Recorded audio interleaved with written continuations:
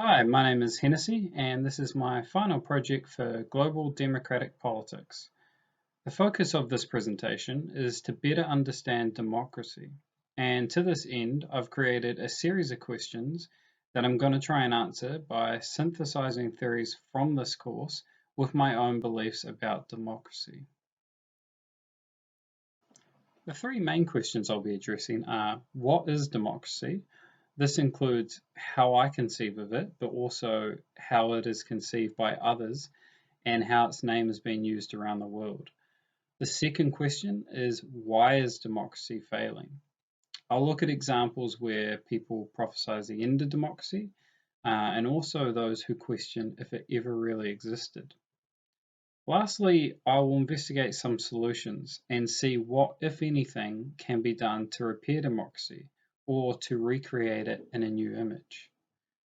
So to begin with, after taking this course, I'm going to look at what I now think democracy is.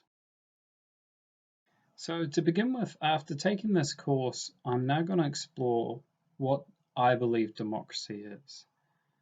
Now, for me, democracy can be boiled down to just one word, and that word is cooperation. The reason for this is I found throughout the course, whether it was Akil Mbembe's definition as an ethical relation to another, or part of Abdurrahman Sik's view that democracy is being used to perpetuate violence and control, there always seemed for me to be something lying below these characterizations of democracy. In Sik's case, I believe that the name of democracy is being used as a tool to further certain countries' political or economic interests. And in Mbembe's case, I was asking myself why? Why have an ethical relation to another? What is the purpose? Not what do you get from it, but what drives those interactions. In both cases, I was looking for something to sit at the foundation of my beliefs. And for me, I found that it's really biology. I see cooperation as the biological imperative to work with others out of self-interest, and competition as the biological imperative to compete with others out of self-interest. So I view democracy, therefore, as a social manifestation of that biological inclination to work together, and the opposite of which is tyranny, which is our biological impulse to compete. So these words aren't exact and they don't fully grasp what's going on internally or externally, but I do find them to be a helpful way of understanding why we make the decisions we make, both personally and collectively. Because I see democracy fundamentally as the pursuit of cooperation, so many synonyms of cooperation tell that same story. Collaboration, working together, mutual support, partnership, and coordination. Now, the inverse of our drive to cooperate is our drive to compete. Earlier, I said democracy is cooperation and tyranny is competition. And that probably sounds quite harsh to say that competition is tyranny. But I do believe fundamentally that competition is the appropriate opposite of cooperation, and tyranny is the appropriate opposite of democracy. I think other words that are used as synonyms for competition really illuminate the case, such as rivalry, contention, conflict, battling, struggling, strife, and war. So that's why I fundamentally see tyranny as the social endpoint of a system that is based on competition, and democracy as one that is based on cooperation. So, for these reasons, in part, I have chosen biology, I suppose, as my chosen language. I've picked the language of biology because I find it gives me a firm basis upon which I can build and piece together a better understanding of individual and collective political relationships. I'm going to use this language and this definition of democracy and tyranny to address the big questions. Why is democracy or cooperation failing? The inverse of which, of course, is why is competition or tyranny succeeding? And lastly, I'll look at what, if anything, can be done to fix it. So in my view, why is democracy failing? Well, by investigating the question, why is it failing, I've found there's two key issues that act as barriers to finding answers here. The first is that the name of democracy is being used time and time again to describe things that are not democratic. The second reason is often hierarchical structures are prevailing over cooperative ones. When Abdurrahman Sikh talks about the irony of democracy and that it promises freedom but delivers domination, subordination, and violence, Sikh says this because he also believes that maybe we can still crack open democracy and find in it something useful. Whereas I think that the true nature of democracy is cooperation and that it's only the name that is being used here. So tyranny in so much of the world today flies under the banner of democracy. I believe what Sikh is witnessing and describing is tyranny that is just using the name of democracy. There are reasons for this. People around the world believe in the ideals of democracy, of inclusiveness, of cooperation. And so tyranny uses this term to hide like a wolf in sheep's clothing. And the result is seen in Sikh's scathing review of American democracy in action. Violence, domination, and oppression. This is tyranny, pure and simple. It is an individual nation state, in the case of America, committing tyranny on a global scale. Next, I'm going to talk about sexual violence and the public-private distinction. So, although Sikh doesn't focus on the public-private distinction quite like Meghana Nayak, I believe they're telling the same story from different ends of the iceberg, as Nayak refers to it. From theorizing sexual violence, we see Nayak's assertion that to experience democracy as transformative requires a sustained critique of the private-public divide. This divide is seen as a key failure of democracy. The public is often a place where men dominate and women are kept in private.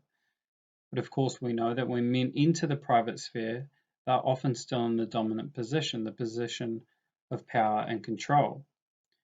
For Nayak, this is a more specific call for openness within a society. Where Mbembe calls for less physical borders between states, Nayak calls for less between the private and public life. The benefit of this is that things that are currently being herded into private spheres, such as abortion, sexual violence, and death, are now and really should always have been issues of public concern. For Nayak, discourse on this divide is essential to democracy as a disciplinary project. For me, and this is because of my definition of democracy I have chosen, being cooperation, this private-public distinction is seen as tyranny taking part on an interpersonal and societal level. The hierarchical nature of our state seeks to protect those in power. those who are vastly more likely to perpetrate interpersonal sexual violence are men. And so this tyrannical display of power and control is often quietly relegated to the private sphere. However, as Nyack points out, this is emblematic of society at all levels, whether it be interpersonal, societal, or international. The tyranny of sexual violence is often silenced, dismissed, or ignored altogether. Where Nyack sees a failing in democracy, I agree in sentiment, but I would use the term a flourishing of tyranny, competition, and hierarchy. Throughout Nyack's work, there is this push to broaden the boundaries of what counts as international relations. IR has been given this small space in academia, and gendered analysis has been given a small space within IR. And Nyack is trying to show us that international relations has a much wider scope, and that almost all parts of it have a gendered component. Nyack is trying to open up the public-private boundaries and link together previously seemingly separate issues. For Nyack, the atrocities in Iraq and Abu Ghraib were not just an instance of isolated sexual violence perpetrated by the American military, but they showed the gendered aspects of all military and the dismissal and silencing of sexual violence that occurs throughout all aspects of our society. Before moving on, I want to quote directly from Meghana Nayak and Eric Sullivan's article, Decentralizing International Relations, because I share their sentiment when talking about these sensitive topics. They say, we are extremely well aware of our positions of power, of the authority that it adheres to, and its inherent in such positions, and of the risk of inadvertently implying that we speak for others. And further down, rather, we're seeking to hold ourselves and our peers accountable as we figure out our place in the world. That is also the position in which I am addressing these issues. By reading Angela Davis in conjunction with Nyack, I was led to an investigation of the structural connections of systems of oppression, not just domestically but globally, that reinforce power structures or protect systems of oppression. When reading Davis and Nyack, I began to better understand the prison industrial complex and the military industrial complex, and see the individual system does often seem vulnerable to abolishment or reform, even sometimes collapse. However, when viewed, as Nyack invites us to, in the wider context of a web of interconnected systems that act to protect shared interests, they prop each other up and reinforce the existing power dynamics. You can begin to see why these institutions, which are so obviously flawed, can continue to exist and to thrive in a global hierarchy that I think is tyrannical in nature. One example of this that is particularly striking is the global north-global south divide, sometimes referred to as the West and developing nations. Countries residing in the global north, although they only have 1/4 of the world's population, account for 90% of the manufacturing industries and more than 4/5 of global income. This is a relationship of global inequality in which rich nations exploit poor nations, and I believe fundamentally it's a tyrannical relationship based on a competitive hierarchy. Countries that reside in the global north, for instance, America, Britain, New Zealand, I don't think can really be considered democracies, certainly not under my definition of cooperation, because these countries rely on commodities derived from the global south and produced by exploitative working conditions at best and slave labor at worst. The global north also accounts for 92% of global carbon emissions, while making up less than a third of the population. And yet we know the global south to be much more at risk from the effects of climate change. So the north exploit for labor and resources from the south, and often we're told they repay this with aid, but that is just a tiny percentage of what is being taken, while the south is also increasingly vulnerable to industrially induced climate change. This is a global hierarchy. It's a global hierarchy of inequality that is based on power, control, and competition. The global north at the moment seems to be turning every country in the south into a banana republic, an unstable nation whose contribution rests on the production of a single commodity. As long as the country continues to deliver this commodity, it can keep from collapsing. The top three characteristics of modern banana republics are civil unrest, corruption, and tyrannical government.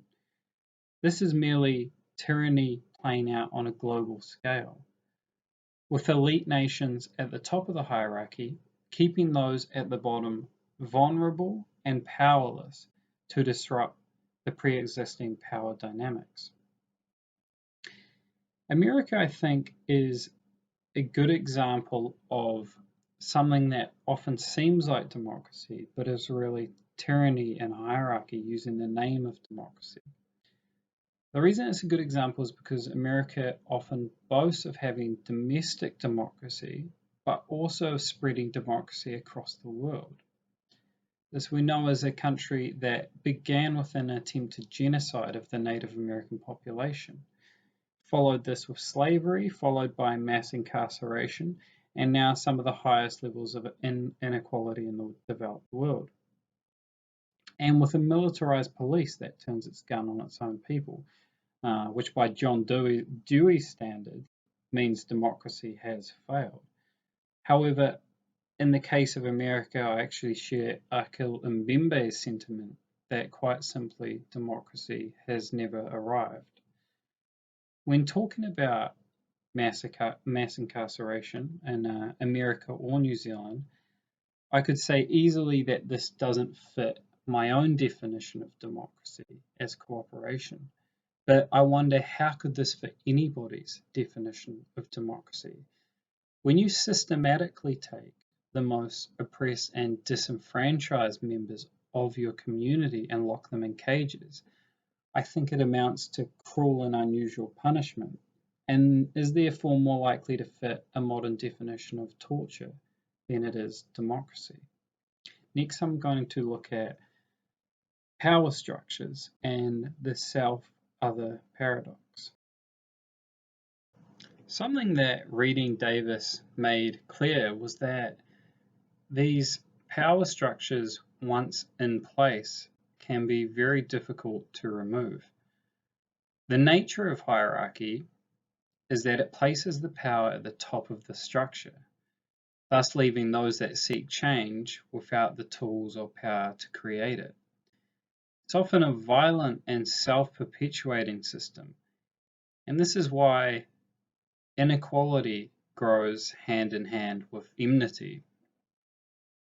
Democracy, I don't think, can exist, or at least can't flourish, if there is gender or racial inequality, if there are power differentials, that is, whether societal or interpersonal, then cooperation isn't really possible, because cooperation with a power differential is just coercion that acts implicitly.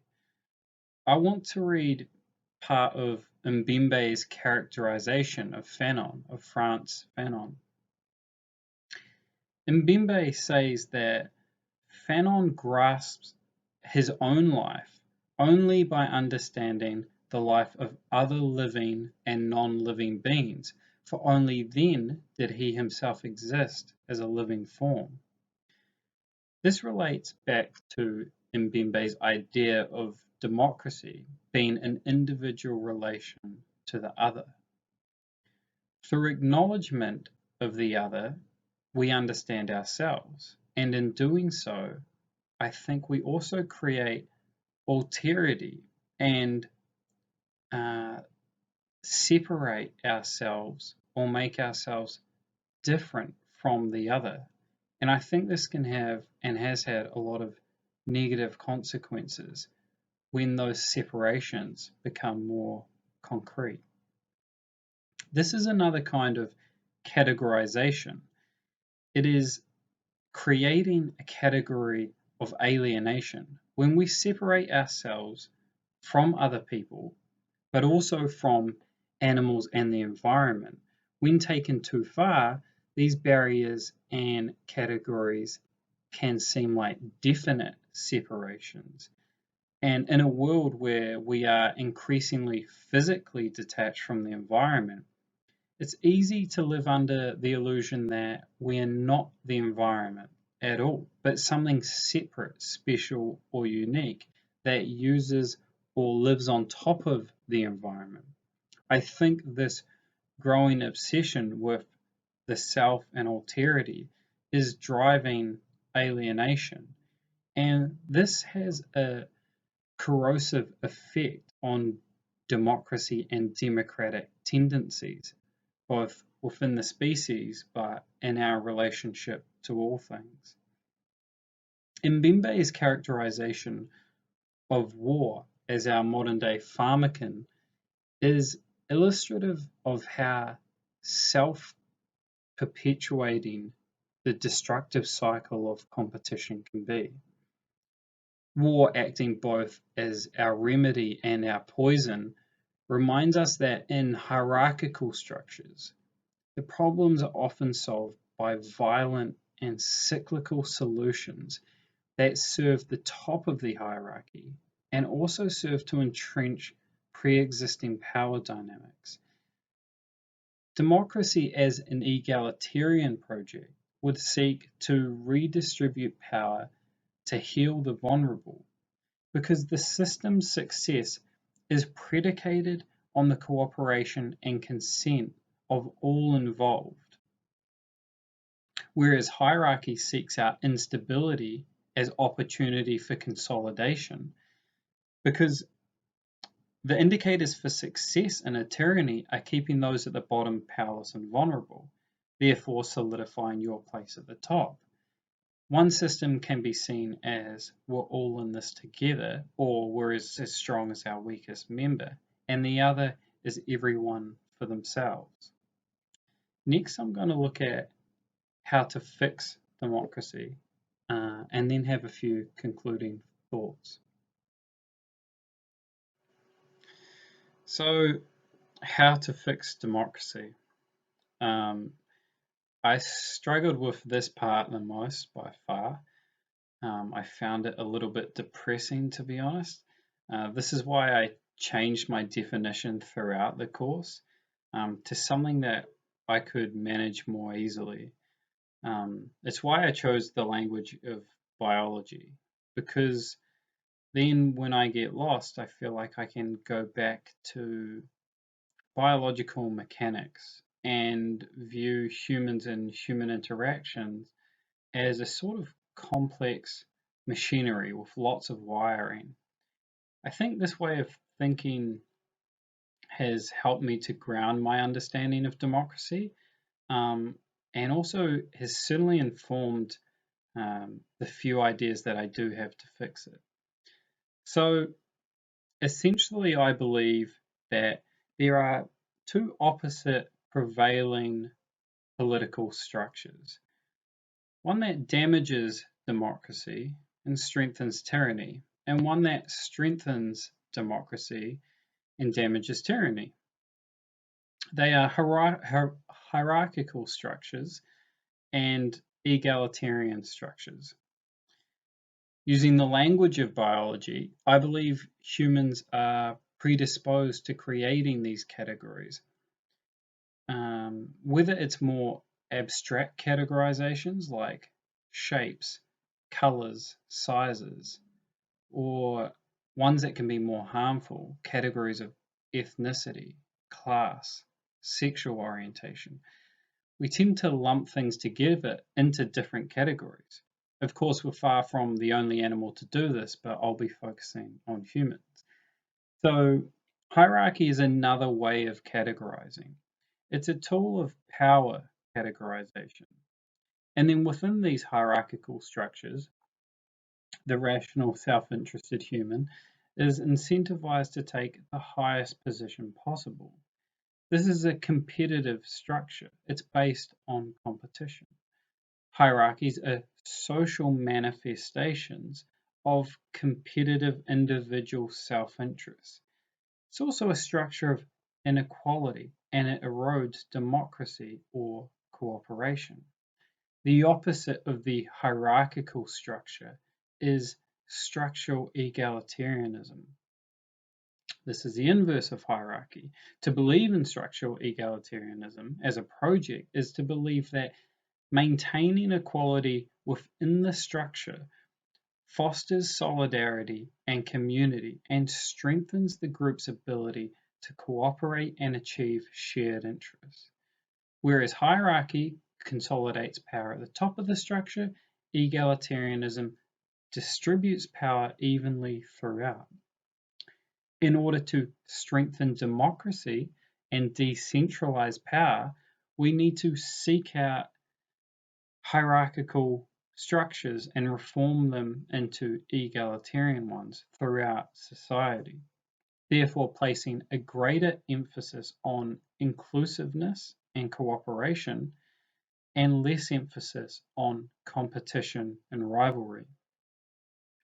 The real opposite of egalitarian isn't actually hierarchy, it's elitism. The reason for this is that because it's only really those at the top of the hierarchy that benefit from the hierarchical structure and the continuance of the power dynamics that come with the hierarchical structures. Those at the bottom would actually benefit much more from the egalitarian system, but of course they have little power to change the system. To finish with, I'd like to talk about a few thinkers I came across in the course that shared a sort of post-hierarchical vision for the future. The first is Angela Davis, who was in an interview with Moana and was talking about movements, social movements that don't have one leader. And she notes historically that movements have been led by one charismatic, typically male figure. And then she relays what is referred to as a new feminist conception of social movements without a single leader, that are not therefore leaderless but leaderful, movements that share power. This sort of power sharing cooperative system is egalitarian, and I think is emblematic of the sort of structure needed to replace traditional hierarchies. Another thing that appealed to me was Mbembe's post-democratic vision, and this was because he had a view and a vision of a sort of world egalitarianism in which power is redistributed and there is no need for borders, with the earth itself being the central focus. I realized that holding this view publicly is probably akin to the juxtapolitical Berlant was talking about. And I think you can still have categories of difference and you can celebrate those differences.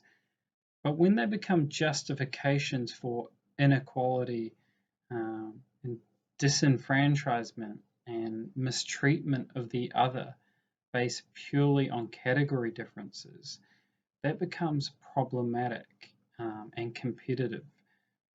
This followed further, I think, Mbembe's vision becomes a rejection of speciesism, and I think the logical endpoint of global egalitarianism. There could be a call for a global mandate in an egalitarian project that would seek to decrease the human-inflicted suffering of animals and restore injustices without creating enmity. It would also call for an acknowledgement and intention to heal man-made environmental degradation. I believe these goals could provide a cooperative template that would act as a base for a new post-colonial cooperative egalitarian model. And perhaps under these conditions, democracy could finally arrive. In any case, that's the end of my presentation. Thank you for your time.